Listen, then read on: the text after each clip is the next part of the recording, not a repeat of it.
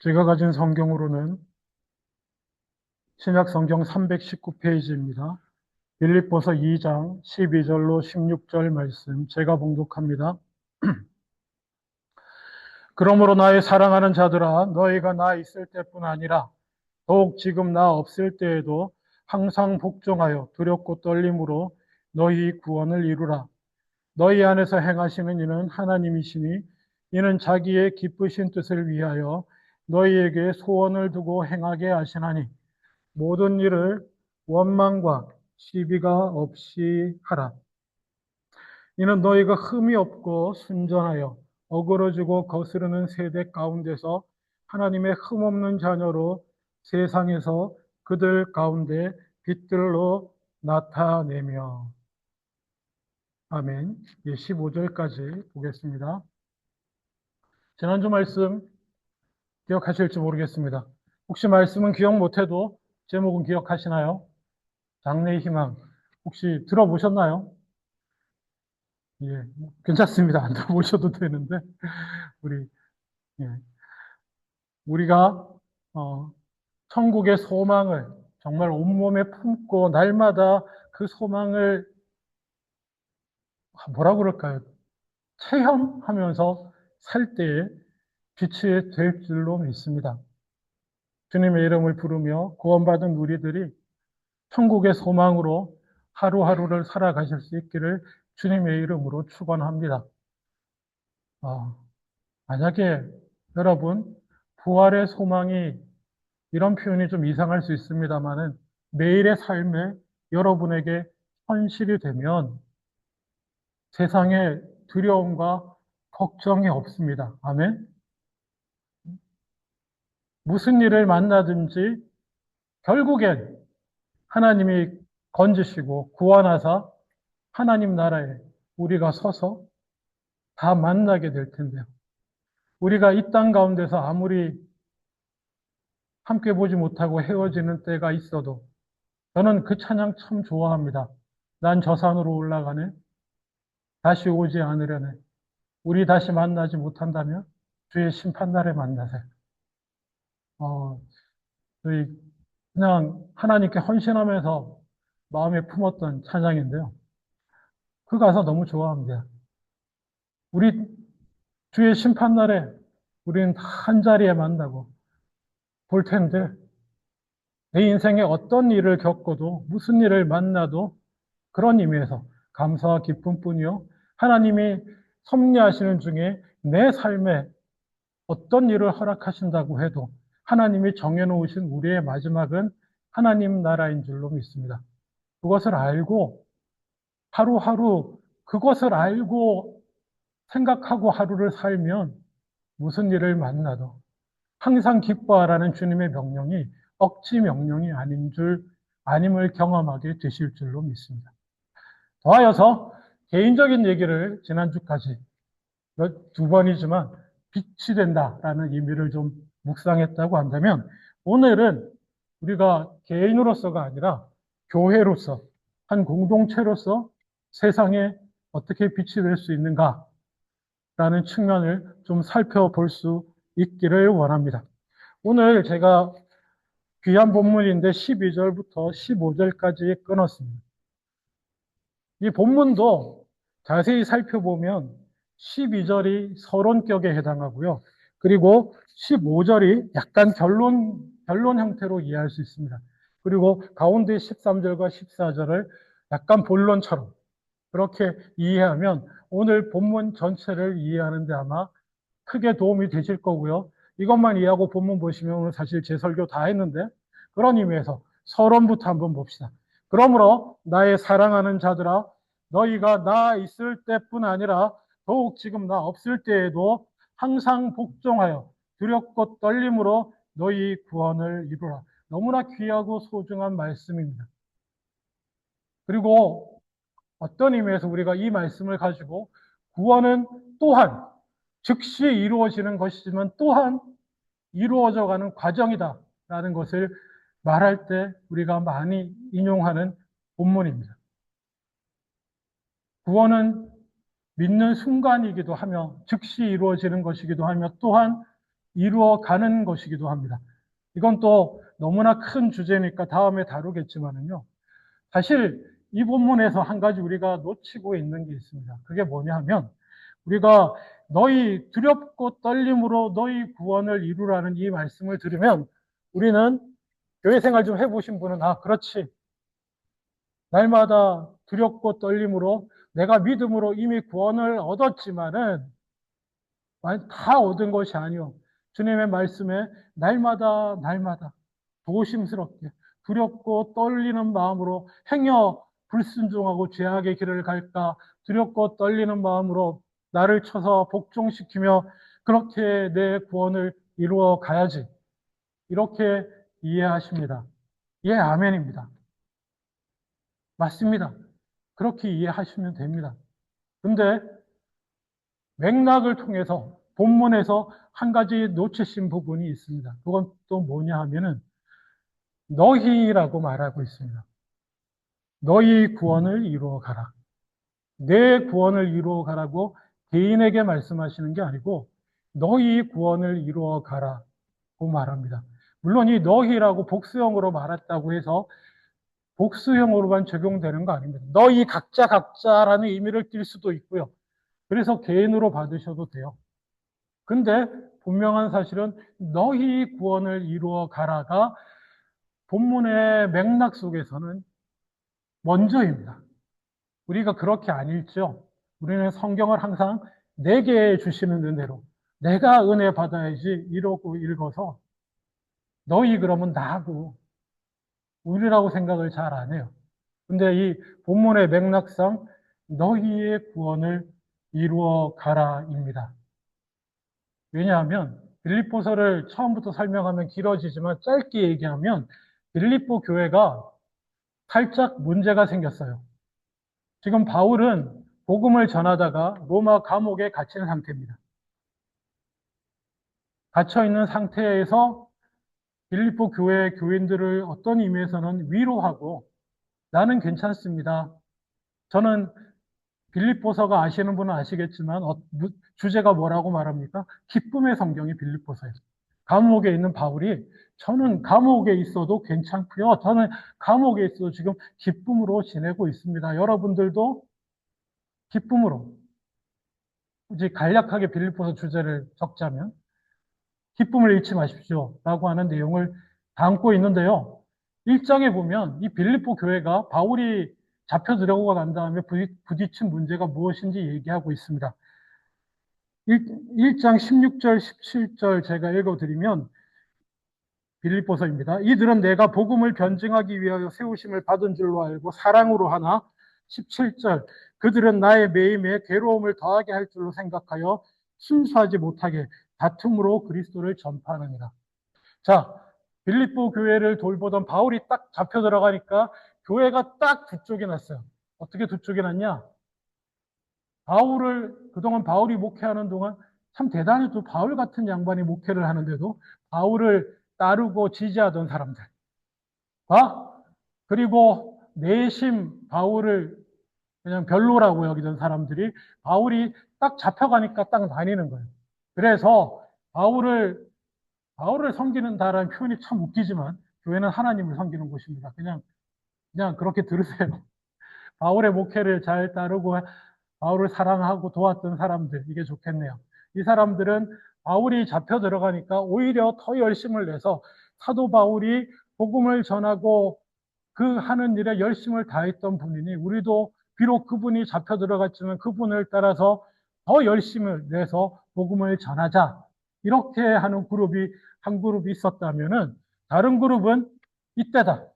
이제 바울이 잡혀 들어갔으니 우리가 더 열심을 내서 교회를 위에서든지 어쨌든 더 열심을 내고 더 전도를 해서 우리가 더 인정받고 우리가 더 영향력 있는 그룹이 되도록 하자.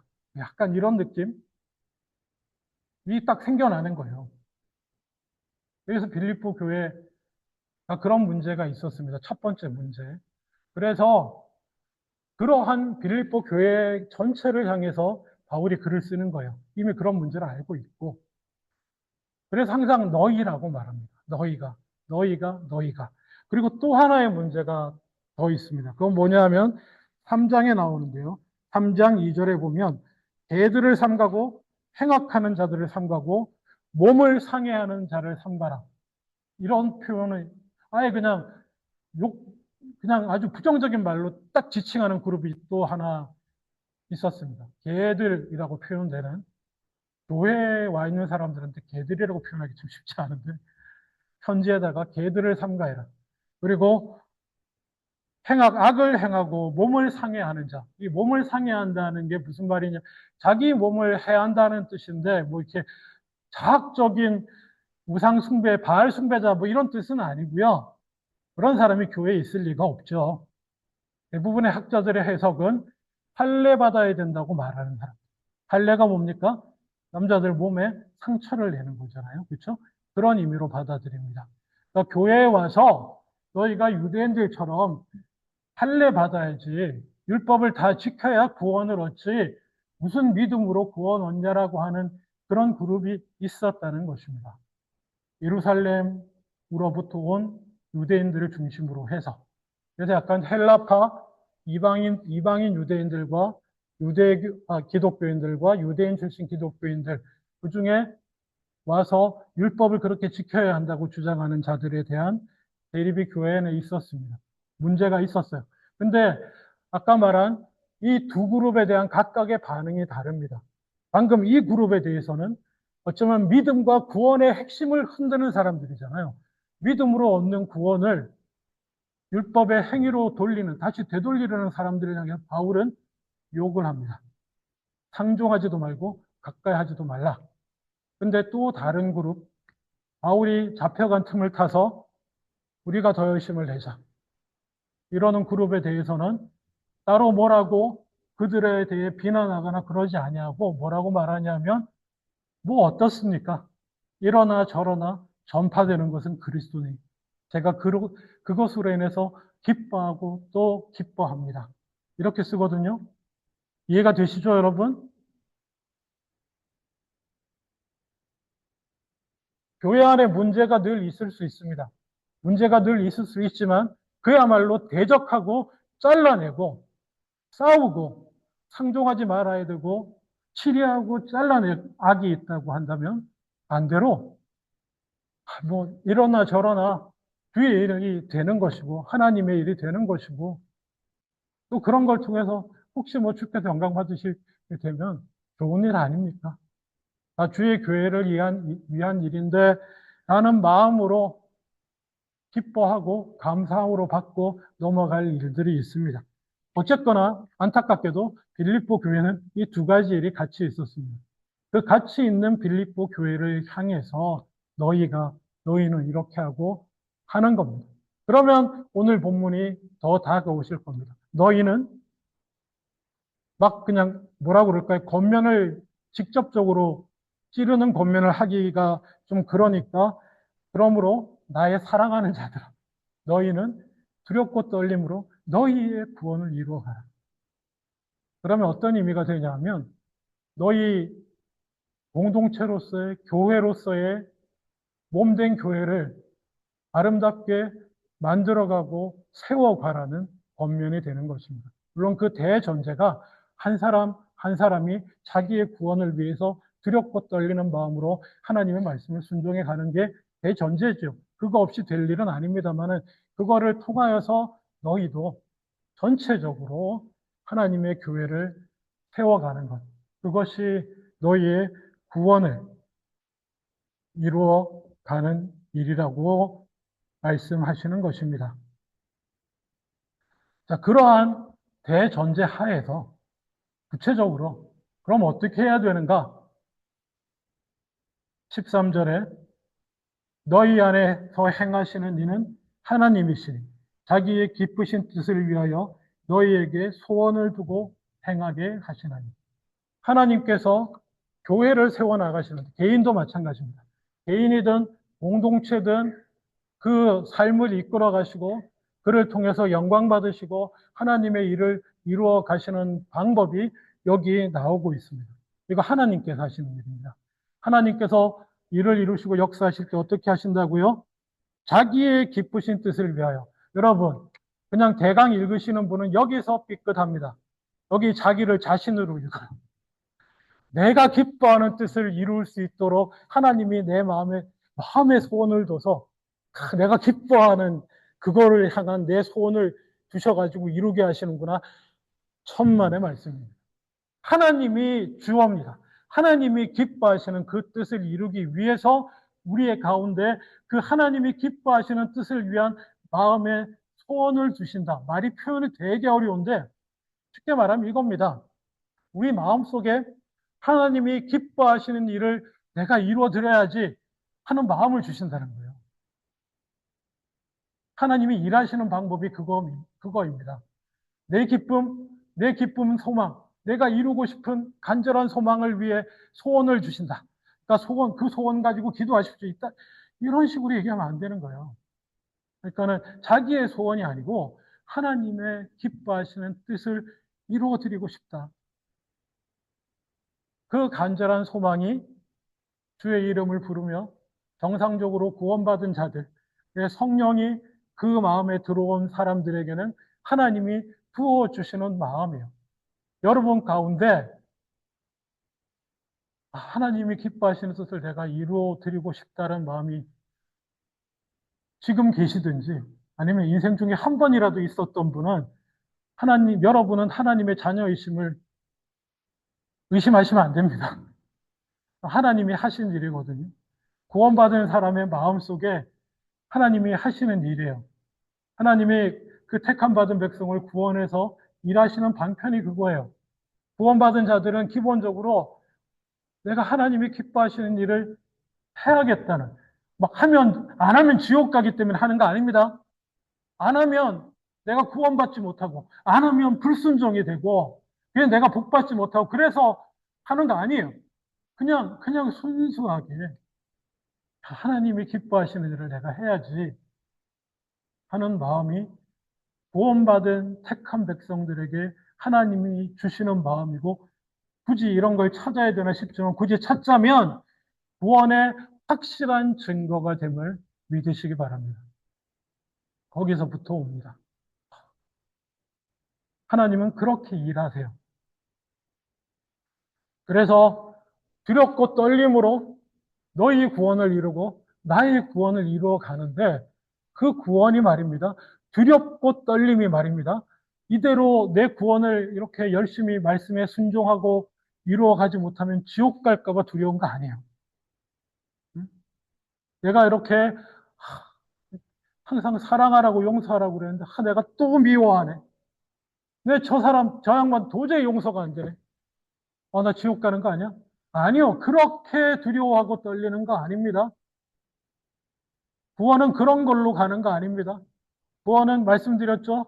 다 아시겠지만 우리 죄를 이미 앞으로도 계속 범죄할 하나님 앞에 서서 영화되기 전까지 계속 잘못하고 범죄하고 넘어질 우리의 모든 죄를 다 지시고 죽으신 그리고 십자가에서 용서하신 예수님 의지하고 하나님 나라 가는 겁니다. 그래서 거기서 두렵고 떨린 거 아니에요. 두렵고 떨림으로 구원을 이루라 그러니까 그런 걸로 이해하시는 절대로 그런 거 아닙니다. 내가 하나님이 기뻐하시는 그 뜻을 이루는 데 실패할까봐 그리고 또 혹시 내 연약함으로 정말 내 욕심을 가지고 하나님의 기뻐하신 뜻이라고 생각할까봐 그래서 두렵고 떨리는 거예요. 확신을 가지고 뜨거움으로 했는데 그게 하나님 뜻이 아닐까봐 나도 모르는 사이에 내 어그러진 내 욕망이 하나님의 뜻으로 투영돼가지고 막 고집 부리고 막 믿음이라고 할까봐 그런 거 두렵고 떨리는 거예요. 그리고 이 말씀에 따르면 분명히 이렇게 해야 되는 게 하나님 뜻인데라고 해석하고 이해한 그것이 잘못된 것이 될까봐 내 모자람으로 인한 내 편견으로 인한 성경에 대한 잘못된 이해가 될까봐 두렵고 떨림으로 구원을 이루어 가라는 겁니다. 매번 순종할 때마다 아니면 실패할 때마다 천국에 갔다가 지옥에 갔다가 그러라는 게 아니고요. 그런 거 말하는 거 아닙니다. 이미 하나님의 기쁘신 뜻을 이루어 드려야겠다는 마음이 요만큼이라도 지금은 없었어도 지금 계신 감사하고 예전에 언제 한 번이라도 있었던 분은 여러분은 하나님이 한 번 잡으신 분이에요. 하나님이 한 번 붙으신 분은 하나님 절대로 놓치지 않습니다. 아멘. 여러분 그 부분에서 흔들리실 이유가 없어요. 자, 그런 사람들. 그래서 그렇게 행하시기 때문에 두렵고 떨림으로 하나님의 기뻐하시는 뜻을 교회 공동체도 이루어 나가려고 할 거 아니에요. 개인적인 차원뿐 아니라 교회적인 차원에서도 뭐 이렇게 하고 합시다 뭐 이런 게 될 거 아닙니까? 그럴 때 우리가 의지해야 될 것이 바로 우리에게 주신 하나님이 기뻐하시는 뜻을 이루고자 하는 그 마음이에요. 그 마음으로 하나 되어져서 움직일 때에 그 교회가 이루어야 될 일이 온전히 이루어집니다. 그런데 조심해야 될 것이 있다. 그렇게 해나가는데 그러면 만사형통일 것 같지만 우리가 연약하기에 문제가 있다는 것입니다. 14절 모든 일을 원망과 시비가 없이 하라. 이 얘기 무슨 얘기입니까? 다 우리가 하나님 뜻을 기뻐하시는 뜻을 위해서 최소한 예수 믿는 사람이기에 하나님이 기뻐하시는 뜻을 이루기 위해서 뭔가 묵상하고 결정하고 선택하게 해야 될 텐데 그럼에도 불구하고 원망과 시비가 반드시 있을 거라는 겁니다. 봤잖아요, 벌써. 바울이 목회하는 빌립보 교회만 해도 벌써 바울이 딱 잡혀가는 순간 이 두 개로 쫙 갈리면서 그런 일들이 생기면 뭐가 생기겠습니까? 아니, 저 사람들 왜 저래? 원망과 시비가 생기죠. 그래서 원망은 말입니다. 그냥 알기 쉽게 설명하면 불만을 속으로 억누르는 투덜거림입니다. 말은 안 해요.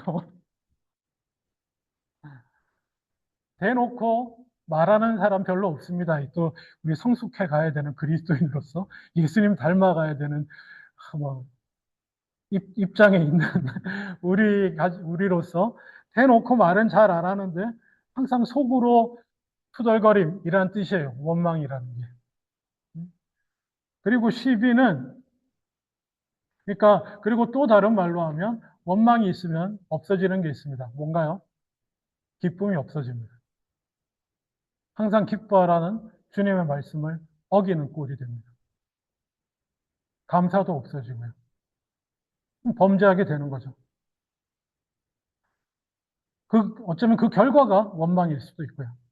그리고 또 하나, 시비입니다. 시비도, 아니, 무슨 일이 옳고 그런 건 가려야 되는 거 아닙니까? 어떻게 생각하세요, 여러분? 우리가 어떤 의견들을 내고 하나님 뜻을 잘 이루어 나가기 위해서 선택하는 과정에서도 무엇이 더 하나님 뜻에 합당한지 우리가 서로 판단, 어쨌든 가리는 문제는 있어야 되지 않겠습니까?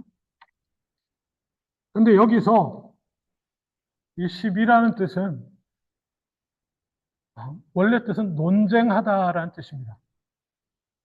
논쟁하다. 논리로 서로 부대껴 싸우는 것입니다. 논쟁하는 것.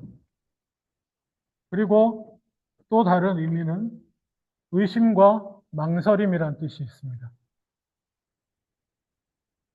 뭐 상대방의 그 의견에 대한 의심과 망설임일 수도 있고, 우리가 함께 추구해 나가는 하나님의 뜻에 대한 의심과 망설임일 수도 있고, 그게 확신이 없으므로 논쟁하게 되는 것입니다. 반드시 있게 됩니다. 없을 수가 없죠. 그렇지 않습니까? 물론, 비판하지 말아야 된다. 판단하지 말아야 된다. 이게 판단은 이게 참 애매한데, 분별하고 판단하고 다릅니다. 언제 제가 설명한 것 같은데, 판단은 마음으로 이미 내가 판결을 내렸어요. 결정을 내리고, 이건 옳고, 저건 잘못된 거예요. 목에 칼이 들어와도 저건 잘못된 거예요. 라고 정해놓는 것을 판단이라고 해요. 분별은 이쪽이 더 하나님 뜻에 맞는 것 같은데. 물론, 이 의견도 하나님 뜻을 드러내고 나타내는 측면이 있지만 아무래도 이것이 더 하나님 뜻에 합당할 것 같은데 라고 이렇게 생각하는 거예요. 그건 당연히 해야 되고 필요한 것입니다. 분별하는 것입니다. 바울이 그러잖아요. 아니 뭐 그런 마음으로 복음을 전하면 어떻고 이런 마음으로 복음을 전하면 어떻습니까? 전파되는 것은 복음이고 하나님의 영광인데 그런 부분이 있는 거예요. 그거 분별하는 것입니다. 분별은 하지만 그거 가지고 잘라내려고 덤비지 않습니다. 다른 문제예요. 판단하는 것은. 자, 그것이 분명히 있기 때문에 우리가 마음의 소원을 두고 행하시는 하나님의 선하신 뜻을 따라가지만은 조심해야 될 것은 원망과 시비가 없어야 한다. 이건 개인도 마찬가지입니다. 개인도 마찬가지예요. 하나님의 뜻을 두렵고 떨림으로 쫓아가지만은 하나님의 보여주시는 그 하나님의 뜻 가운데 원망과 시비 없이 순종하며 나가야 될 줄로 믿습니다. 개인적으로 동일합니다. 자, 그러면 우리가 어떻게 이 원망과 시비를 없앨 수 있을까요? 뭐 어떻게 없애게, 뭐 어떻게 없애. 성경에서 원망하지 말고 시비하지 말라고 그랬는데 원망하면 안 되지. 시비하지 마시오. 집사님 원망하시면 안 됩니다. 장로님, 우린 장로님 안 되십니다. 권사님, 원망하시면 안 됩니다. 성경에 원망하지 말라고 그랬잖아요. 시비하지 말라고 그랬는데 시비하면 범죄입니다. 범죄. 이렇게 하는 겁니까? 아닙니다. 그러면 안 돼요. 그러는 거 아니에요. 제가 읽지 않고 지나갔지만 사실 오늘의 본문을 바울이 이 얘기를 하기 위해서 더 큰 대전제로 앞에 깔고 있는 얘기가 있습니다. 그냥 바로 이 본문 앞에 나오는 얘기예요. 제가 다시 읽어 드릴게요. 빌립보서 2장 1절부터 그러므로 그리스도 안에 무슨 권면이나 사랑의 무슨 위로나 성령의 무슨 교제나 긍휼이나 자비가 있거든. 이게 뭔 말이냐면 너희가 예수 믿는 사람이라고 하고 너희가 그리스도 안에 있는 사람이라고 하고 그래서 예수 믿는 믿음으로 서로 사랑으로 서로 권면하고 위로하고 서로 교제하고 뭐 그런 마음이 있다고 한다면 그런 게 너희한테 그나마 이렇게 있다고 하면 2절 마음을 같이하여 같은 사랑을 가지고 뜻을 합하여 한 마음을 품어 아무 일에든지 다툼이나 허용으로 하지 말고 오직 겸손한 마음으로 각각 자기보다 남을 낮게 여기고 각각 자기 일을 돌볼 뿐더러 또한 각각 다른 사람들의 일을 돌보아 나의 기쁨을 충만하게 하라. 5절 너희 안에 이 마음을 품으라. 곧 그리스도 예수의 마음이니 그는 근본 하나님의 본체시나 하나님과 동등됨을 취할 것으로 여기지 아니하시고 오히려 자기를 비워 종의 형체를 가지사 사람들과 같이 되셨고 사람의 모양으로 나타나사 자기를 낮추시고 죽기까지 복종하셨으니 곧 십자가에 죽으심이라. 아멘. 이게 대전제예요. 너희가 예수 믿는 사람이고 그래서 예수님 닮아가기 원하고 뭐 서로 사랑하고 오케이 믿음 안에서 교제하고 뭐 그런 거 요만큼이라 그런 마음이 있다고 한다면 기억하십시오. 그리스도 예수의 마음을 가지십시오. 자기 하나님이심에도 불구하고 자기를 비우고 종의 자리에까지 낮아지신 그 마음 알아듣기 쉽게 그거를 겸손이라고 합니다. 겸손한 마음으로 각각 자기보다 그냥 바울이 너무 자세하게 설명 다 해줘. 겸손이 뭔데요? 자기보다 남을 더 낫다고 여기는. 좁은 생각이 더 낫습니다. 더 옳습니다. 그게 겸손이에요. 놀랍게도 그것이 예수 그리스도의 마음이랍니다. 자기를 비우신 마음. 하나님이심에도 하나님으로서의 그 권한과 권리를 주장하고 요구하는 걸 비우고 이 땅에 오셔서 죄인의 위치에까지 쓰시고 십자가에 죽기까지 죄도 없는데 하나님이 십자가에 달려 죽어야겠다. 네가 십자가를 지고 다른 사람 대신에 네가 죽어야겠다. 라고 하셨을 때 그러게 수치와 고통을 감당하고 죽기로 감당하시고 십자가를 지고 가신 그리스도 예수의 마음을 품는 것이 대전제입니다. 그게 되면 그러려고 은혜로 그게 조금이나마 그게 이루어져 가고 그 마음을 품으려고 조금이나마 애쓰고 살면 마치 천국 소망이 잠깐이지만 이렇게 때때로 내 삶 가운데 체화되는 것처럼 그리스도 예수의 마음을 내가 정말 담고 온전히 품어보는 게 이렇게 잠깐이나마 이렇게 체화되는 삶이 되면 진정한 의미에서 원망과 시비가 없고 오직 우리가 다 함께 하나님의 기뻐하시는 뜻만 기쁨으로 이루기를 원하는 마음으로 될 줄로 믿습니다. 그렇게 해서 우리 교회의 완성을, 교회가 하나님 나라를 점점 닮아가는 모습을 이루게 될 것이고요. 그렇게 되면 오늘 읽은 것처럼 15절 결론입니다. 이렇게 되면 너희가 흠이 없고 순전하여 어그러지고 거스리는 세대 가운데서 하나님의 흠 없는 자녀로 세상에서 그들 가운데 빛들로, 복수형이에요.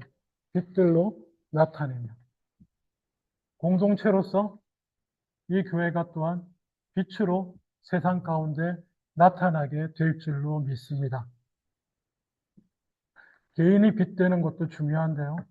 교회가 우리가 예배드리며 주의 뜻을 행하며 추구하며 함께 섬기고 도우며 세워나가는 모습이 또한 빛이 되어야 될 줄로 믿습니다.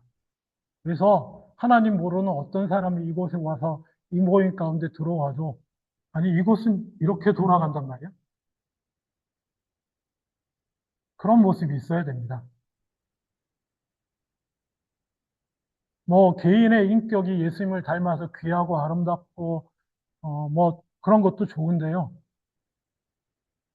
그걸 넘어서는 교회 공동체로서